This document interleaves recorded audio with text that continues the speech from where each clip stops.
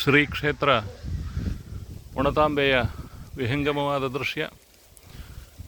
ನದಿಯ ದಡದಲ್ಲಿ ಘಾಟಿನಲ್ಲಿ ಇದ್ದೇವೆ.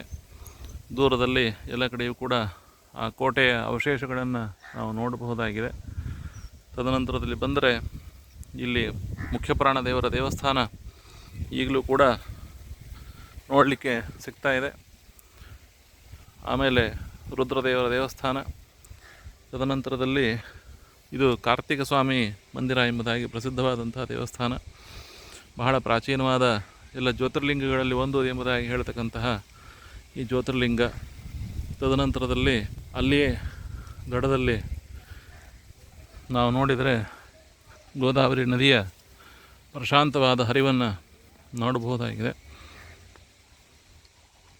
ನದಿಯ ದಡದಲ್ಲಿ ಅನೇಕ ಮಂದಿರಗಳು. ಅಹಲ್ಯಾಬಾಯಿ ಹೋಳ್ಕರ್ ಅವರು ನಿರ್ಮಿಸಿರುವ ಘಾಟ ಇದಾದ್ದರಿಂದಾಗಿ ಇದಕ್ಕೆ ಅಹಿಲ್ಯ ಘಾಟ್ ಎಂಬುದಾಗಿ ಹೆಸರು ಇರತಕ್ಕಂಥದ್ದು.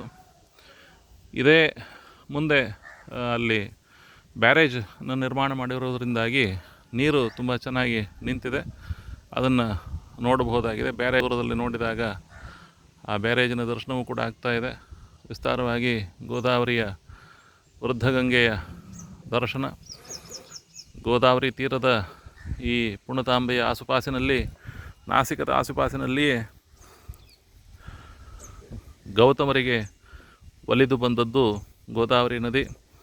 ಗೌತಮ ಋಷಿಗಳ ಶಾಪದಿಂದ ಎಲ್ಲ ಕಡೆ ಜ್ಞಾನಲೋಪವಾದಾಗ ಆ ಜ್ಞಾನದ ಸಂರಕ್ಷಣೆಯನ್ನು ಮಾಡಲಿಕ್ಕೆ ವೇದವ್ಯಾಸ ದೇವರ ಅವತಾರವಾಗಿದ್ದು, ಹಾಗಾಗಿ ಆ ಗೌತಮರಿಗೆ ಗೋಹತ್ಯಾ ಶಾಪ ಬಂದಾಗ ಆ ಗೋಹತ್ಯಾ ಶಾಪವನ್ನು ನಿವಾರಣೆ ಮಾಡಲಿಕ್ಕೆ ಸಾಕ್ಷಾತ್ ಗಂಗೆಯೇ ಗೋದಾವರಿ ಎಂಬ ರೂಪದಲ್ಲಿ ಬಂದು ಆ ಗೋವನ್ನು ಉದ್ಧಾರ ಮಾಡಿದ್ಲು ಎಂಬುದಾಗಿ ನಾವು ಕಾಣ್ತೇವೆ, ಪುರಾಣಗಳಲ್ಲಿ ಕೇಳ್ತೇವೆ. ಅಂತಹ ಪವಿತ್ರವಾದ ಒಂದು ಗೋದಾವರಿ ಸನ್ನಿಧಾನ. ಈ ಸನ್ನಿಧಾನದಲ್ಲಿಯೇ ಆನಂದ ಭಟ್ಟಾರಕರು ಇದ್ದದ್ದು. ಇಲ್ಲಿಯೇ ಹುಟ್ಟಿ, ಇಲ್ಲಿಯೇ ಬೆಳೆದು, ಇಲ್ಲಿಯೇ ಅವರು ವೈಕುಂಠವಾಸಿಗಳಾಗಿದ್ದು ಎಂಬುದಾಗಿ ನಾವು ಕೇಳ್ತೇವೆ. ಅವರು ವೈಕುಂಠವಾಸಿಗಳಾದ ಕೆಲವು ವರ್ಷಗಳಲ್ಲಿ ಮತ್ತೆ ಮುಸಲ್ಮಾನರ ದಾಳಿ ಆಯಿತು. 1595ನೇ ಇಸ್ವಿಯಲ್ಲಿ ಈ ಪ್ರದೇಶದ ಮೇಲೆ ಅಕ್ಬರನ ಮಗನಾದ ಶಾಹ ಮುರಾದ್ ಇವನು ದಾಳಿಯನ್ನು ಮಾಡಿ ಇಡೀ ಒಂದು ಪಟ್ಟಣವನ್ನು ಹಾಳುಗೆಡವಿದ ಎಂಬುದಾಗಿ ನಾವು ಕೇಳ್ತೇವೆ. ಹೀಗಾಗಿ ಆವಾಗಿಂದ ಈ ಒಂದು ಪ್ರದೇಶ ಹಾಳು ಆಗಿದ್ದು ಮತ್ತು ತನ್ನ ಪೂರ್ವ ಒಂದು ಸಮೃದ್ಧಿಯನ್ನು ಮತ್ತೆ ಕಾಣಲಿಲ್ಲ ಎಂಬುದಾಗಿ ಇತಿಹಾಸಜ್ಞರು ಹೇಳ್ತಾರೆ. ಗೌತಮಿ ಮಹಾತ್ಮ್ಯದ ಪ್ರಕಾರ ಆ ಗೋದಾವರಿಯ ಆದಿ ಅಲ್ಲಿ ನಾಸಿಕ ತ್ರಂಬಕದಲ್ಲಾದರೆ ಅದು ಸಮುದ್ರಕ್ಕೆ ಸೇರಿ ಆಂಧ್ರ ಪ್ರದೇಶದ ಗೋದಾವರಿ ರಾಜನ್ ಮಹೇಂದ್ರಿ ಇಂದ ಮುಂದೆ ಅದು ಸಮುದ್ರವನ್ನು ಸೇರತಕ್ಕಂಥದ್ದು. ಆ ಎಲ್ಲ ನದಿಯ ದಡದಲ್ಲಿರುವ ಪುಣ್ಯಕ್ಷೇತ್ರಗಳ ಸಾಲಿನಲ್ಲಿ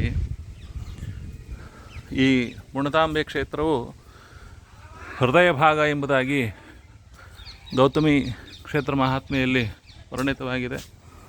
ಹೀಗಾಗಿ ಇದು ಬಹಳ ವಿಶೇಷವಾದಂತಹ ಪುಣ್ಯಕ್ಷೇತ್ರ. ಆದ್ದರಿಂದಲೇ ಇಲ್ಲಿಯೇ ಪದ್ಮನಾಭ ತೀರ್ಥರು ಕೂಡ ವಿಶೇಷವಾಗಿ ನೆಲೆಸಿದ್ದು. ಶ್ರೀಮದಾಚಾರ್ಯರಿಗೂ ಕೂಡ ಅವರು ಇಲ್ಲಿಯೇ ಆತಿಥ್ಯವನ್ನು ಮಾಡಿದರು. ಶ್ರೀಮದಾಚಾರ್ಯರ ಜೊತೆಗೆ ವಾದ ನಡೆದದ್ದು ಕೂಡ ಇದೇ ಸ್ಥಳದಲ್ಲಿ.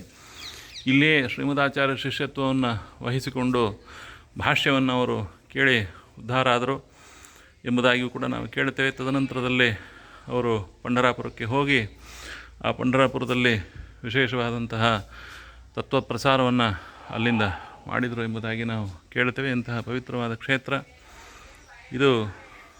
ಗೋದಾವರಿ ತೀರ, ಗೋದಾವರಿಯ ದಕ್ಷಿಣ ಭಾಗ ಪುಣತಾಂಬೆ ಆದರೆ ಗೋದಾವರಿಯ ಉತ್ತರ ಭಾಗ ಅದು ಬಾವಳಗಾಂವ್ ಮುಂತಾದ ಅನೇಕ ಹಳ್ಳಿಗಳು ಮೇಲೆ ಕಾಣಿಸ್ತಾ ಇರತಕ್ಕಂಥದ್ದು. ದೊಡ್ಡ ಬ್ರಿಡ್ಜು ಅಲ್ಲಿ, ರೈಲ್ವೆ ಬ್ರಿಡ್ಜು ಅಲ್ಲಿ ನೋಡಬಹುದಾಗಿದೆ.